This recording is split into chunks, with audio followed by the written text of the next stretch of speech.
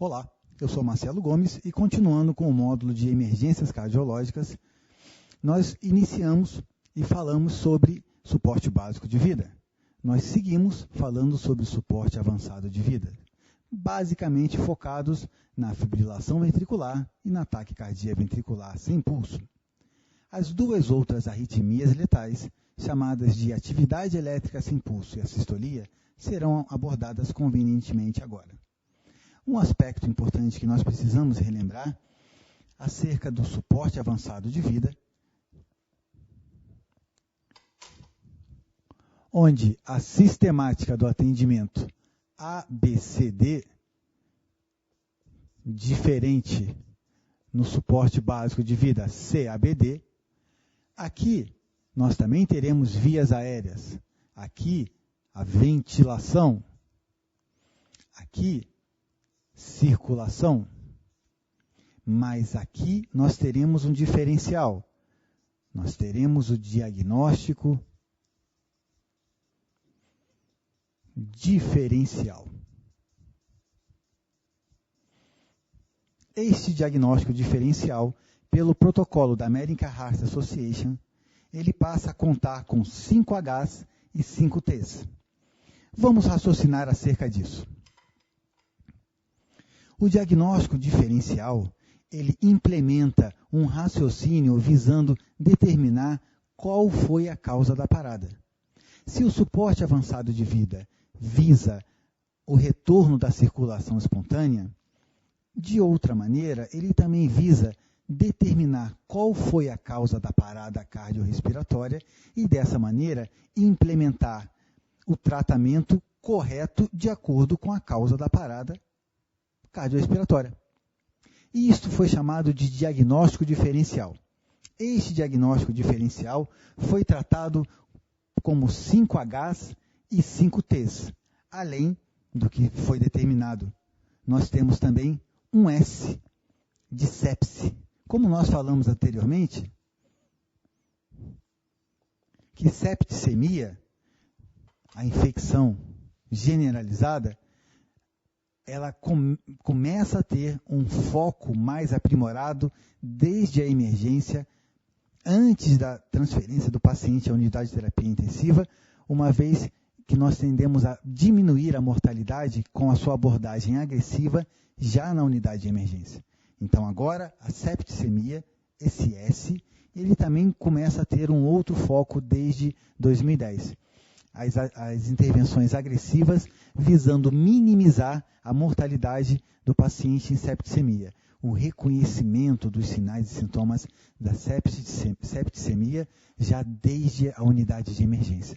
Isso certamente trará um diferencial na sobrevida dos nossos pacientes desde 2010. Bom, quando nós pensamos em diagnóstico diferencial, nós buscamos implementar a medida correta visando reverter a causa da parada cardiorrespiratória.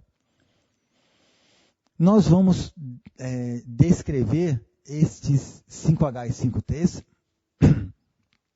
e nós também iremos abordar as drogas mais utilizadas na parada cardiorrespiratória, em especial considerando as arritmias letais.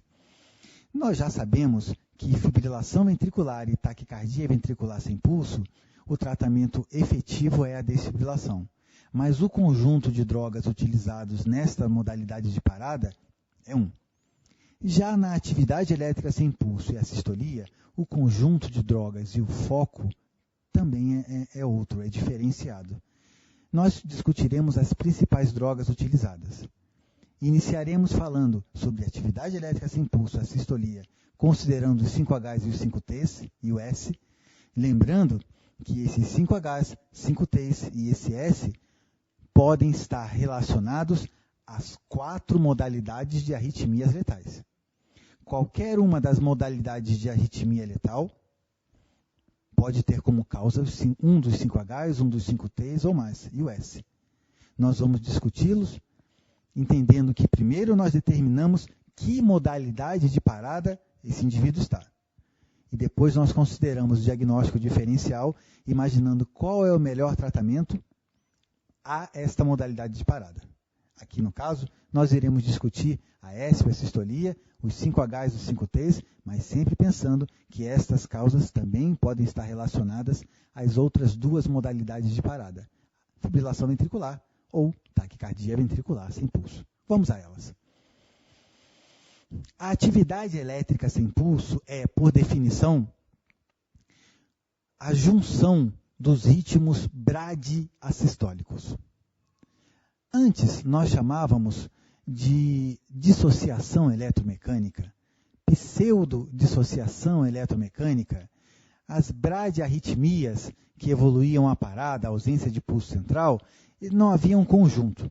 Então, convencionou-se chamar de atividade elétrica sem pulso a junção dos ritmos bradiassistólicos.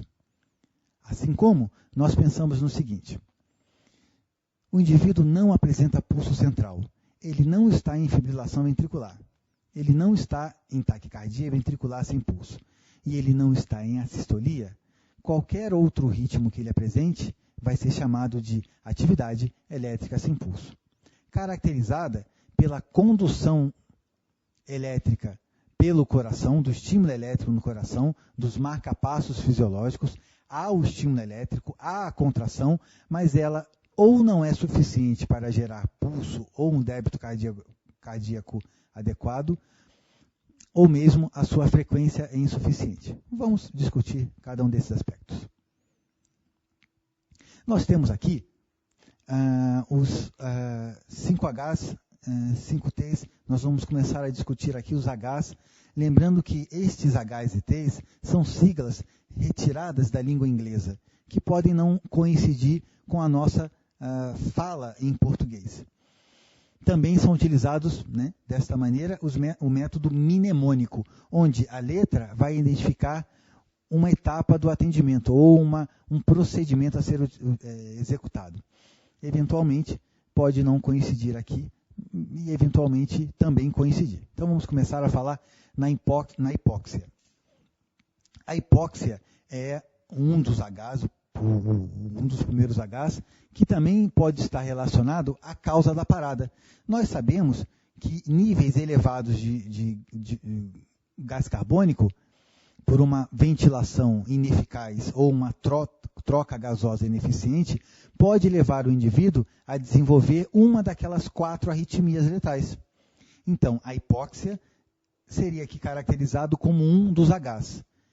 O tratamento efetivo à hipóxia seria ventilar este indivíduo adequadamente e, desta maneira, reverter a causa da parada.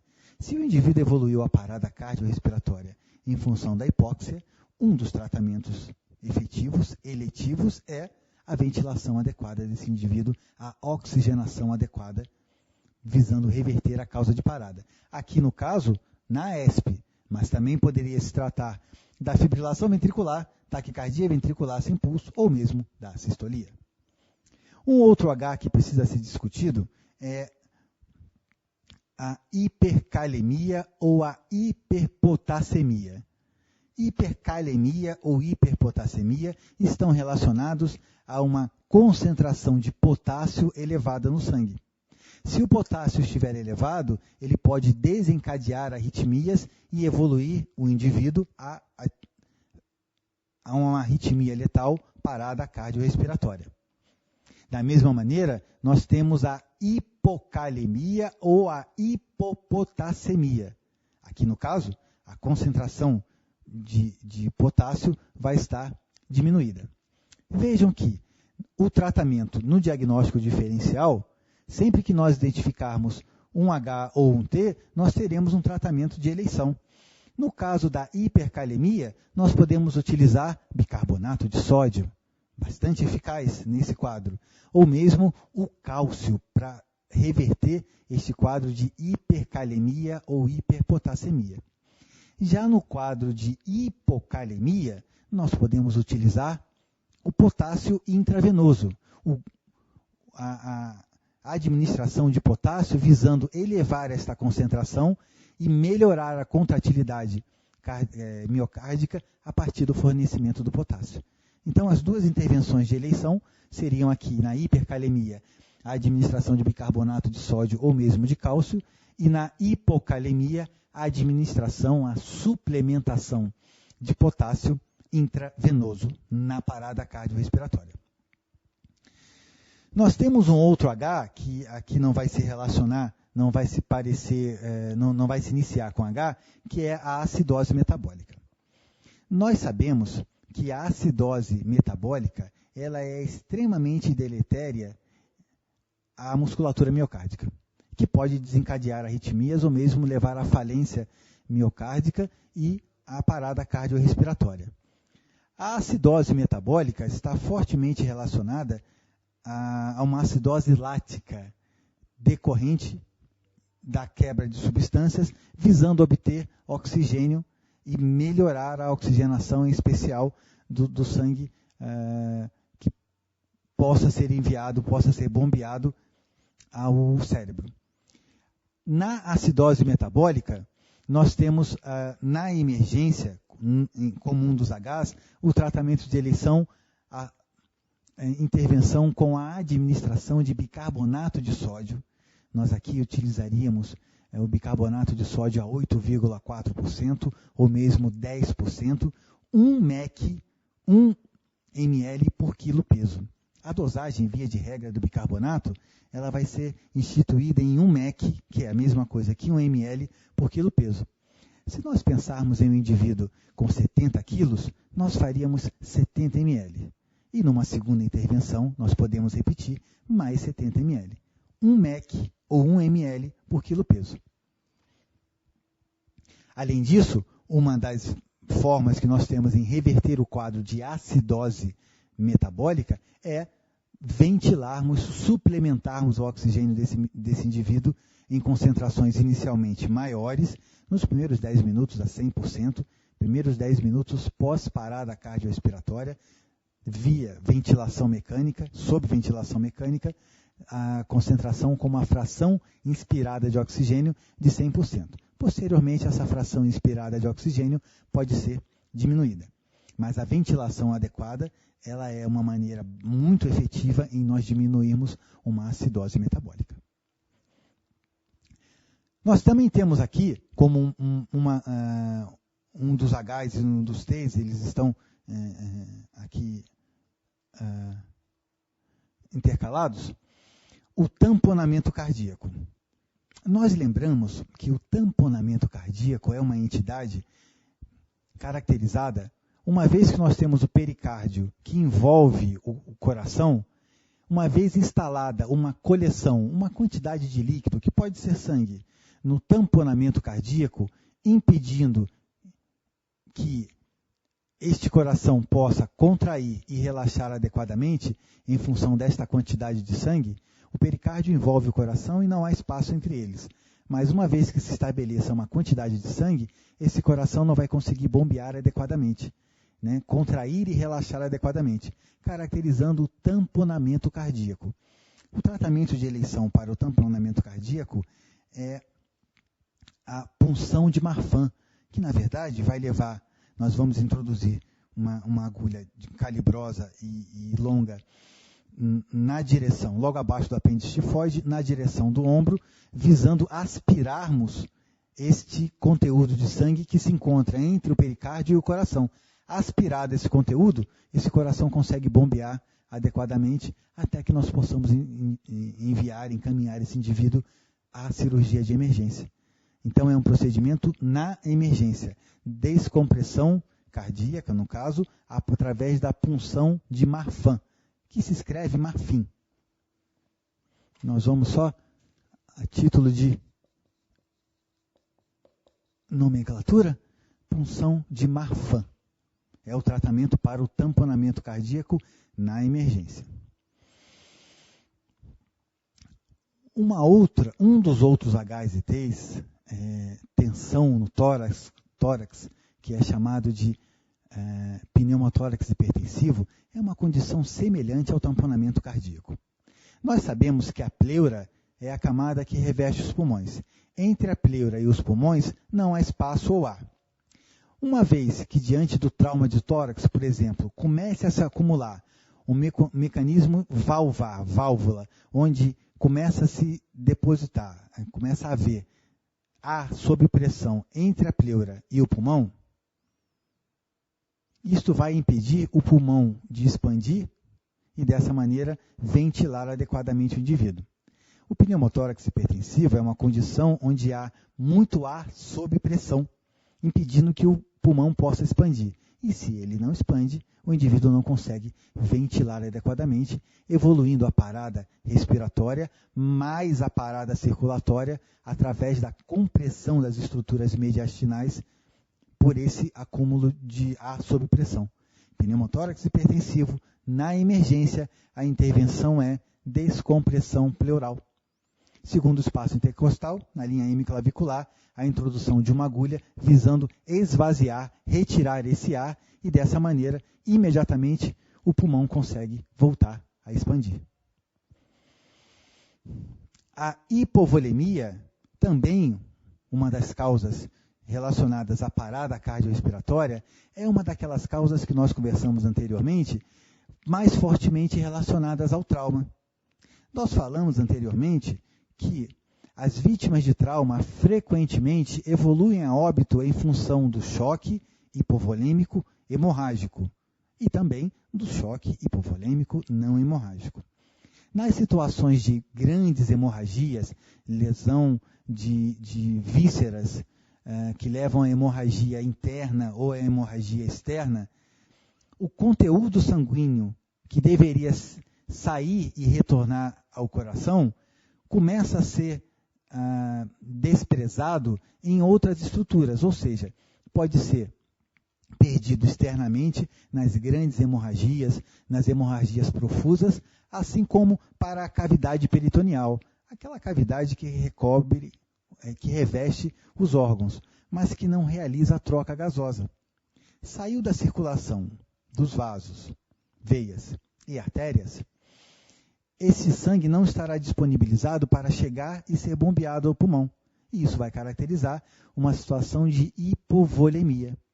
A hipovolemia é uma das situações de morbidade e condição de óbito mais frequentemente relacionada às vítimas de trauma. E ele evolui a óbito, frequentemente, em atividade elétrica sem pulso.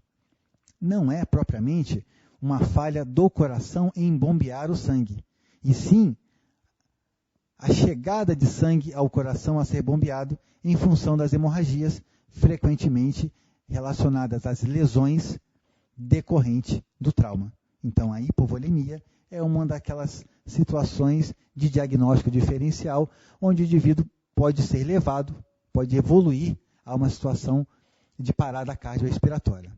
O seu tratamento, via de regra, tem sido a partir da administração de cristalóides. O cristalóide mais conhecido que nós podemos discutir aqui é o Ringer com lactato. Num primeiro momento, talvez um dos melhores a ser utilizado como cristalóide. Posteriormente, o Ringer sem lactato, o soro fisiológico. Mas hoje o que nós discutimos como talvez o melhor cristalóide, a melhor solução a ser utilizada é o hidroximetilamida. O hidroximetilamida é uma solução hipertônica que tem uma característica de, por onde ela passa, sequestrar a água do meio intracelular para o extracelular, melhorando essa volemia do paciente, impedindo que ele evolua ao choque, que já é uma condição de morbidade. Então, isto melhora muito o prognóstico do paciente, o hidroximetilamida, um cristalóide que cada vez mais vem sendo utilizado nas emergências e que já há algum tempo, por suas características, vai ser arguído nos processos seletivos, uma vez que ele tem algumas vantagens. Uma delas é a seguinte: cada gota, cada volume de hidroximetilamida corresponde 8 vezes mais que de um cristalóide comum.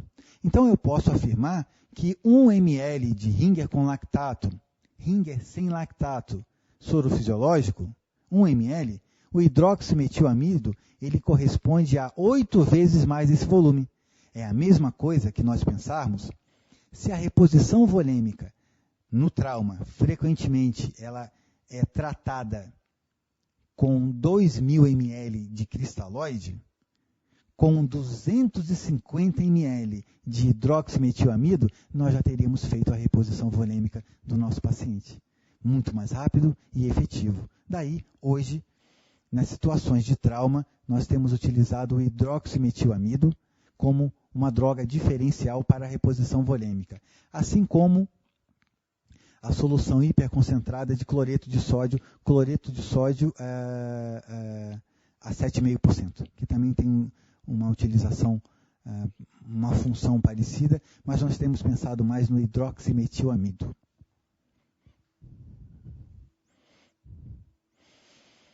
Algumas outras causas também foram modificadas. Então, nós temos aqui, até o protocolo de 2005, nós tínhamos 6Hs e 6Ts.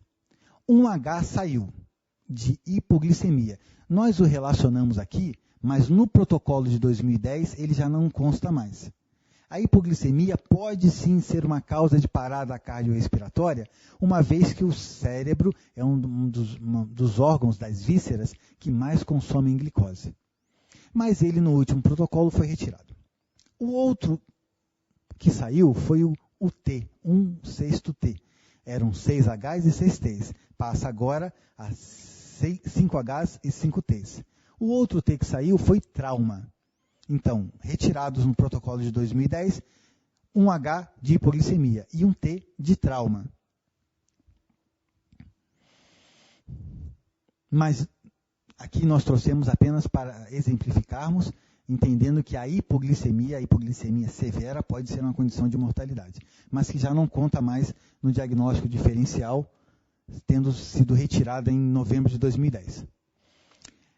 A intoxicação, tóxico, que é um dos T's, se manteve, uma vez que o indivíduo pode evoluir a parada cardiorrespiratória em função do envenenamento, do uso de drogas ilícitas ou mesmo em função do uso de drogas lícitas.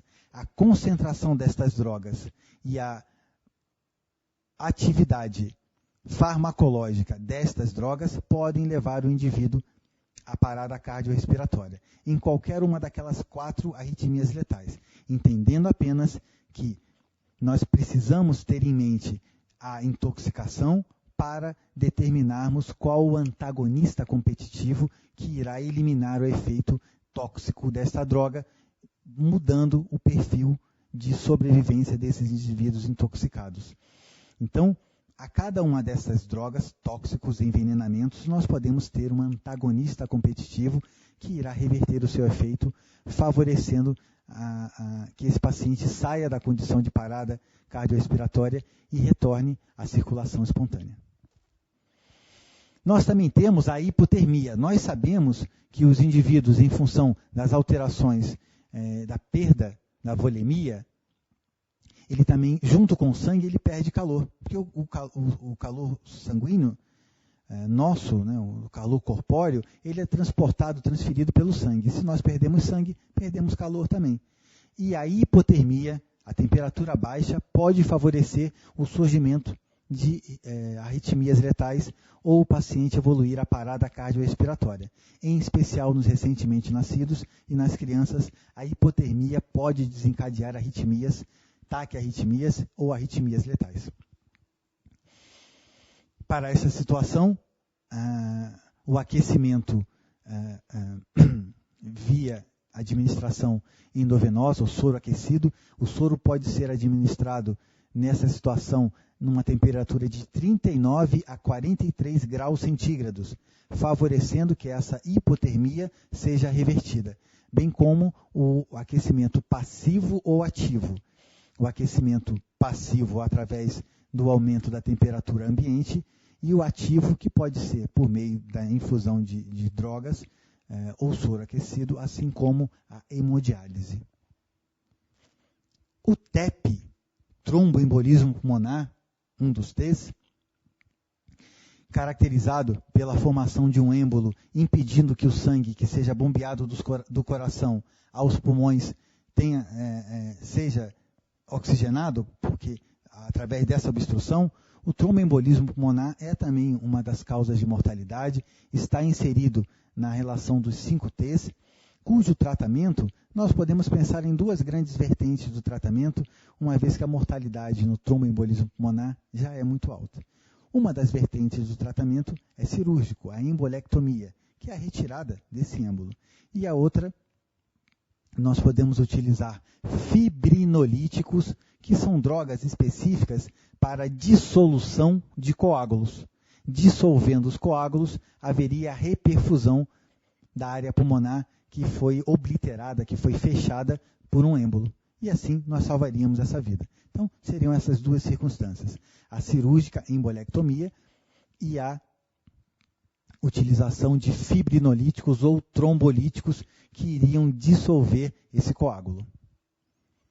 E aqui nós temos mais um T, mas aqui um T relacionado à trombose coronária.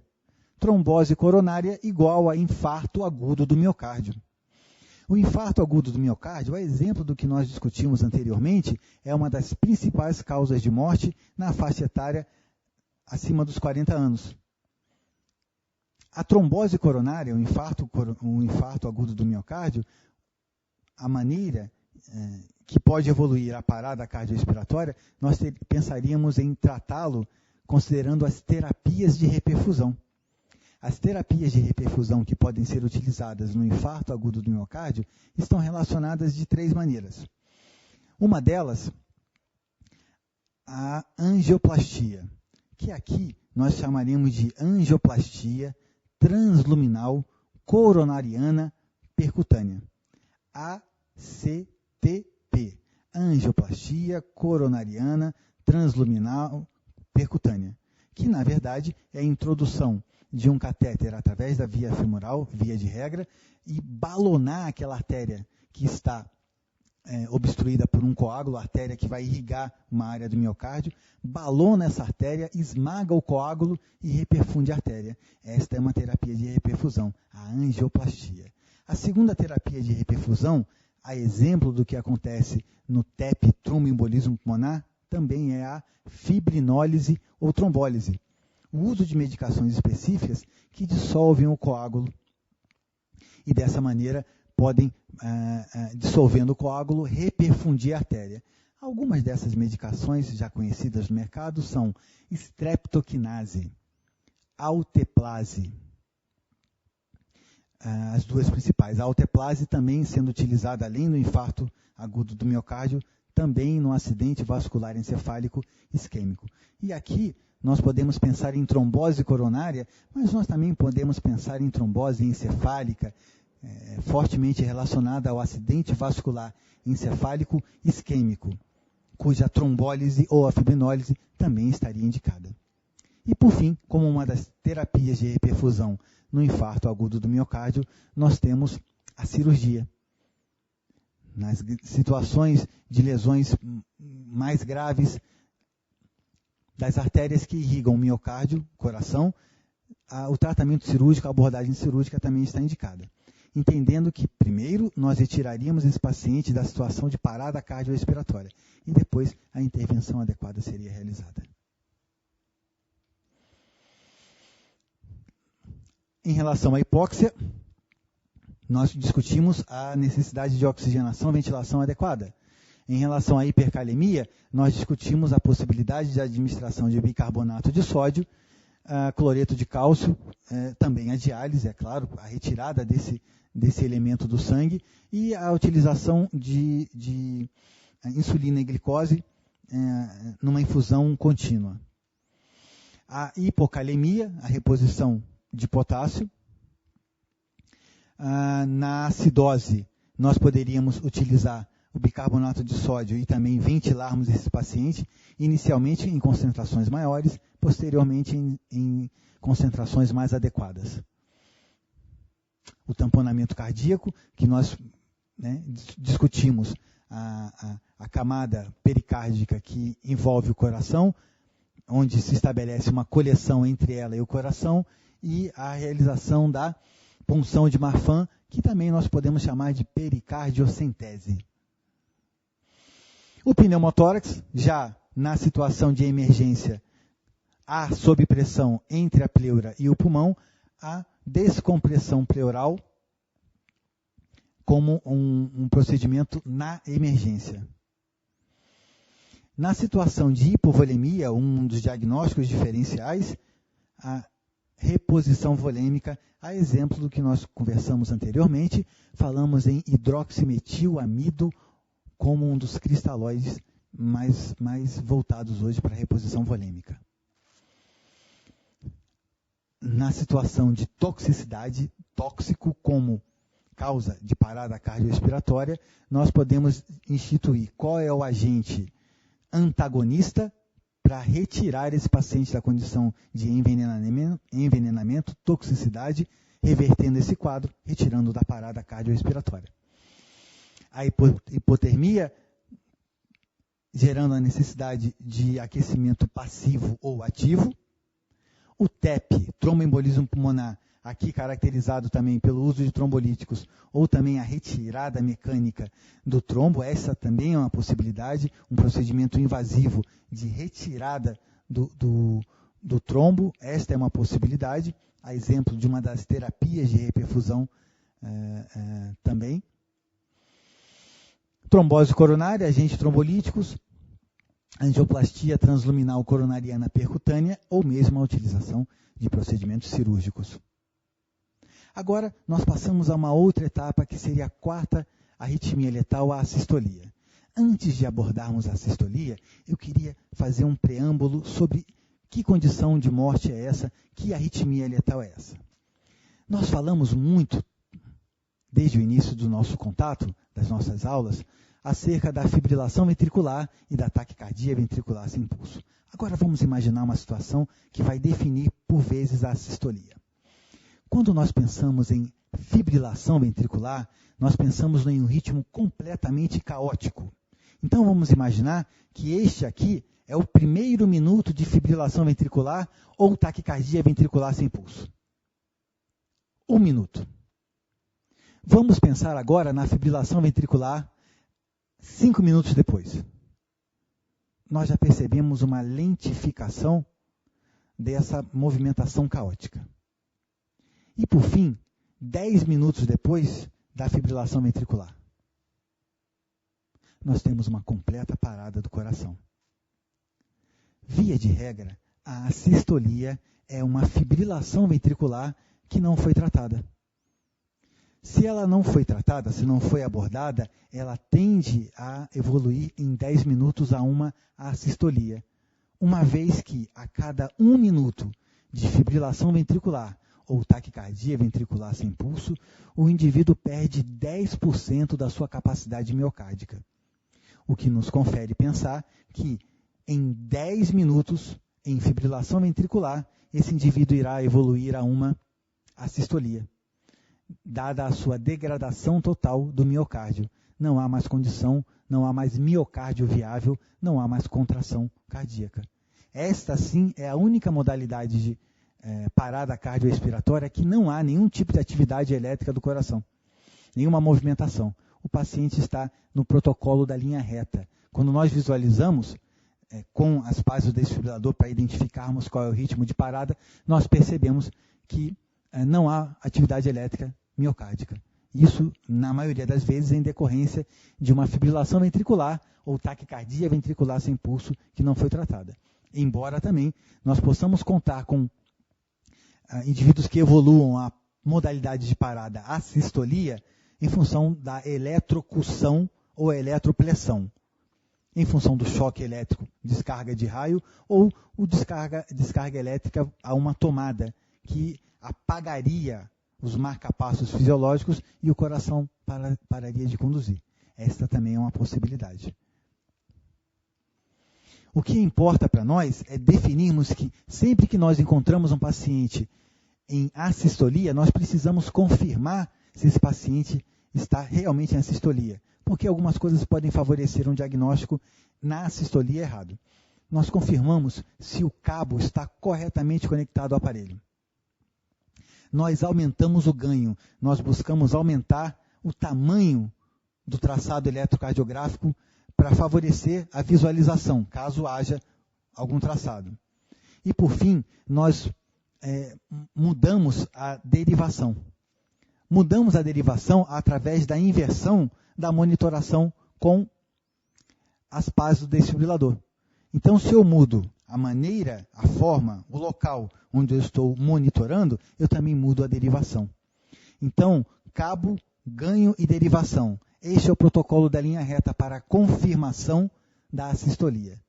Este é um aspecto importante que precisa ser guardado, uma vez que ele vem sendo cada vez mais arguído nos processos seletivos. Aqui, a ausência de atividade elétrica determinando o ritmo de assistolia.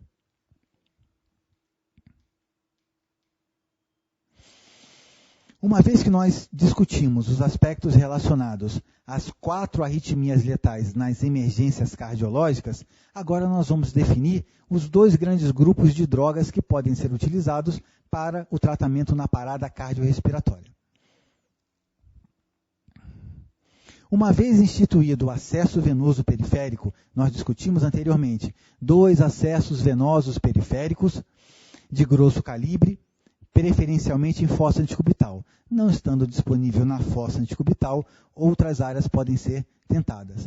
Mas o acesso venoso periférico é a prioridade na emergência. Caso não esteja disponível, pode ser tentado um acesso venoso central pelo profissional médico.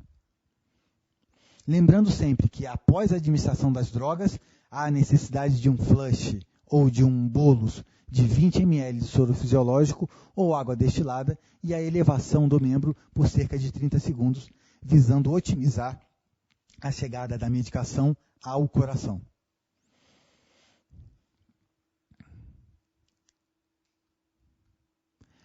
As drogas, elas foram convencionadas a sua utilização na emergência a partir da resposta terapêutica que ela causava. E aí nós temos drogas que são eventualmente úteis, drogas que são potencialmente úteis, sempre úteis, a partir dessa classificação. Nós vamos discutir um pouquinho as drogas e não vamos nos ater muito à classificação em si, à sua indicação, a sua classe 1, 2, 2A ou, no caso 3, classe 3, que não estaria indicado o uso. Aqui nós discutimos, temos só em mente o 1, 2 e 2A. A primeira droga que nós precisamos lembrar da sua utilização na parada, e ela é comum a todas as modalidades de parada, é a adrenalina. A adrenalina é uma catecolamina endógena, muito útil na parada e comum às 4 modalidades, as arritmias letais. Ela tem um excelente efeito vasoconstritor periférico, aumenta a pressão ao nível da aorta e melhora o fluxo coronariano e cerebral. Se melhora o fluxo coronariano e cerebral, ela pode favorecer que esse indivíduo saia da condição de parada cardiorrespiratória, que esse coração volte a contrair de maneira efetiva e o retorno da circulação espontânea. A sua dose costuma ser, já por um protocolo que não se modificou pela American Heart Association, ela é 1 miligrama a cada 3 ou 5 minutos. Ou seja, via de regra, nós temos uma ampola de 1 ml com 1 miligrama. Então, nós podemos utilizar 1 miligrama a cada 3 ou 5 minutos na parada. 1 miligrama a cada 3 ou 5 minutos na parada. Tantas vezes quantas forem necessárias durante o atendimento, porque a adrenalina não possui uma dose limite. Lembrando apenas que a sua administração será uma ampola, 1 miligrama puro, seguido do bolus ou do flush de 20 ml de soro fisiológico ou água destilada, e a elevação do membro do paciente por cerca de 30 segundos. A elevação desse braço por cerca de 30 segundos. Pronto. Eu já posso pensar em uma nova dose a cada 3 ou 5 minutos. Um aspecto importante é que na ausência de acesso venoso periférico ou não instituindo o acesso venoso central, ela pode ser utilizada também via cânula traqueal, desde que a sua dose seja 2,5 vezes a dose que seria utilizada intravenosa. Por assim dizer, se eu utilizo 1 miligrama intravenoso, caso eu precise utilizar via traqueal, eu faria 2,5 miligramas. 2,5 miligramas puro na cânula traqueal. Lavaria com 10 ml de soro fisiológico. Instilaria 10 ml de soro fisiológico. Ventilaria com ambu, bolsa, válvula, máscara, reservatório, pelo menos 4 vezes. E a droga teria sido administrada.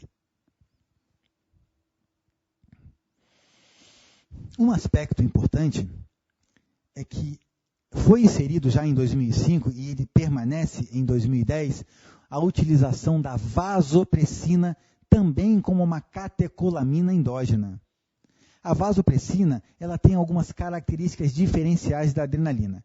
A adrenalina pode ser a primeira dose, a primeira droga na parada em qualquer uma modalidade, em qualquer arritmia letal, e a vasopressina, desde 2005, também pode ser utilizada mesmo em lugar da adrenalina. Mas entendamos o seguinte, a vasopressina ela pode ser administrada dose única, uma dose única de 40 unidades. A sua ação é de até 20 minutos. Então nós podemos utilizá-la primeiramente, e nesses 20 minutos não precisaríamos administrar a adrenalina. Ou eu posso fazer adrenalina, uma primeira dose, seguido de uma dose de vasopressina, que duraria 20 minutos. O que vai de acordo com a avaliação no atendimento na parada. Aqui pensando em qualquer uma das 4 modalidades de parada. Uma característica da vasopressina, e que certamente vai ser arguída em algum momento, é que é a única droga que pode ser feita via cânula traqueal que não tem a sua dose aumentada 2,5 vezes. Ela é administrada 40 unidades intravenosa e também 40 unidades caso seja feita via cânula traqueal. 40 unidades via cânula traqueal, 10 ml de soro fisiológico, ventila 4 vezes no mínimo, pronto, a vasopressina foi administrada, caso não haja acesso venoso disponível, nem periférico e nem central. Agora nós devemos diferenciar as drogas do ponto de vista da sua utilização nas modalidades de parada. Via de regra, nós pensamos na atropina como uma droga utilizada em todas as modalidades de parada, o que não é verdadeiro. A atropina, até 2010, ela tinha indicação na atividade elétrica sem pulso e na assistolia. No protocolo de 2010, a atropina deixa de ser uma droga de uso comum na parada cardiorrespiratória. Ela perde essa indicação. Então, hoje, a partir do protocolo de 2010, nós não administramos mais atropina na atividade elétrica sem pulso e nem na assistolia. Na fibrilação ventricular e na taquicardia ventricular sem pulso, ela já não estava indicada. E agora deixa de estar indicada nas outras 2 também. Quando nós pensamos em atividade caótica do miocárdio, uma causa cardiogênica da parada, fibrilação ventricular ou taquicardia ventricular sem pulso, a amiodarona está fortemente indicada. A amiodarona é um antiarrítmico que congrega as atividades farmacológicas dos 4 tipos de antiarrítmicos. E ela é muito potente, ela é muito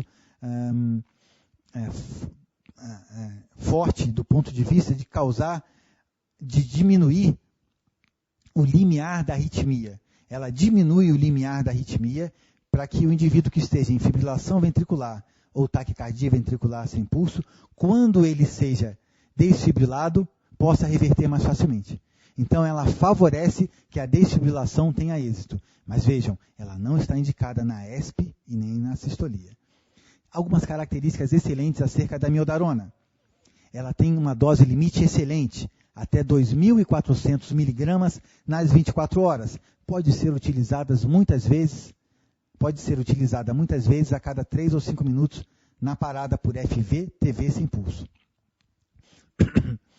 O importante é nós lembrarmos que a primeira dose será sempre de 300 miligramas, ou seja, cada ampola de amiodarona tem 150 miligramas com 3 ml. A primeira dose na FV-TV sem pulso vai ser utilizada com 300 miligramas ou 2 ampolas, que seriam 6 ml. Estes 6 ml seriam diluídos para 20, completando com 14 ml de soro fisiológico ou água destilada. 20 ml. Primeira dose, 300 mg de amiodarona. Pode ser feita direta, intravenosa. Nessa situação, o bolus não é necessário, porque já está diluída para 20 ml. Mas a elevação do membro durante 30 segundos pode ser muito útil.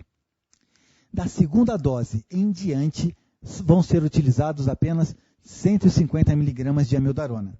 Aqui, a cada 3 ou 5 minutos, se há necessidade em retornar com um antiarrítmico, ela pode ser feita dose pura, 150 mg, administrada, empurrada com 20 ml de soro fisiológico ou água destilada e elevado o membro durante 30 segundos, até a dose limite de 2.400 mg. Os estudos ainda não favoreceram que ela fosse utilizada traqueal, mas é possível que em algum momento surja algum estudo que defina que ela pode ser utilizada. Até o momento, nós não temos a confirmação de que ela possa ser utilizada via traqueal. Lembrando apenas que a amiodarona, este antiarrítmico, não tem indicação de utilização na ESP e na sistolia. A lidocaína, cloridrato de lidocaína, deixa de ser o primeiro antiarrítmico a ser utilizado na fibrilação ventricular ou taquicardia ventricular sem pulso. Ainda tem indicação, mas a amiodarona passa a ocupar a primeira posição. Uma vez que a lidocaína tem uma série de estudos, mas estudos realizados em macacos. E hoje a ciência avalia e prioriza os estudos feitos em humanos. Ela continua como droga antiarrítmica na parada, na fibrilação ventricular ou taquicardia ventricular sem pulso. Mas, inicialmente, nós podemos priorizar a utilização da amiodarona. Ela tem uma característica que é uma dose limite pequena. Ela pode ser utilizada de 1 a 3 miligramas por quilo peso. Se nós pensarmos em uma dose de 1 a 3, e eu quero iniciar com a dose mais baixa, de 1 miligrama, um indivíduo de 70 quilos seria utilizado 70 miligramas. E assim, até a dose limite de 3 miligramas por quilo peso. Importante nós lembrarmos que, tão logo a droga que tenha sido utilizada e que o indivíduo foi revertida a modalidade de parada, a fibrilação ventricular ou taquicardia ventricular sem pulso, tão logo ele saia com a droga, foi revertida com esta droga, ela é mantida em dose de manutenção, visando prevenir que esse indivíduo evolua a mesma modalidade de parada. O bicarbonato de sódio, embora ele não seja uma droga na parada padrão, ele tem a indicação quando um daqueles Hs ou Ts definem a sua utilização. Importante nós lembrarmos também que o bicarbonato de sódio está fortemente indicado na intoxicação por cocaína, visando alcalinizar esta droga ilegal. Ele está fortemente indicado na intoxicação exógena por inibidor da monoaminooxidase, os tricíclicos antidepressivos, e quando o paciente está em condição de parada há mais de 10 minutos, o bicarbonato de sódio, como droga de parada, está indicado, entendendo que ele não faz parte do protocolo. Nestas circunstâncias, ele está indicado. O sulfato de magnésio é uma droga indicada, em especial na taquicardia ventricular polimórfica, chamada torção das pontas, ou torsade de Poin, que é causada, em geral, por um quadro de hipomagnesemia. A taquicardia ventricular polimórfica, torsade de Poin, pode ser revertida com a utilização de sulfato de magnésio intravenoso. O cloreto de cálcio e o gluconato de cálcio, estes estão indicados nas situações de intoxicação por bloqueadores dos canais de cálcio. Vamos pensar na nifedipina, o Adalate, que bloqueia os canais de cálcio e dessa maneira diminui a pressão arterial. Favorece que a hipertensão se transforme numa pressão normal. Quando o indivíduo sofre uma intoxicação por bloqueadores dos canais de cálcio, aqui no exemplo nifedipina, ele evolui a parada. E é aí que nós conseguiríamos reverter esse quadro utilizando gluconato de cálcio ou cloreto de cálcio, que são a mesma coisa, apenas em concentrações diferentes. Para finalizarmos, os sinais de morte sem condição de ressuscitação. Nós entendemos que o indivíduo que evolui à condição de morbidade, morte, parada cardiorrespiratória, tem indicação de ressuscitação. Mas algumas situações, caracteristicamente, essa indicação ela não se faz necessária, que é na rigidez cadavérica, na situação de rigor post-mortis, né? Rigidez cadavérica, o livedo postural, caracterizado por uma condição de arroxeamento, né? De cianose incompatível com a cianose normal, é uma situação de morte já há algum tempo, onde a ressuscitação cardiopulmonar não estaria indicada. Além do mais, as situações de morte óbvia, como decapitação, entre outras. Eu agradeço a atenção, desejo que tenham um bom estudo e nós nos reencontraremos abordando as situações de emergências traumáticas. Até lá!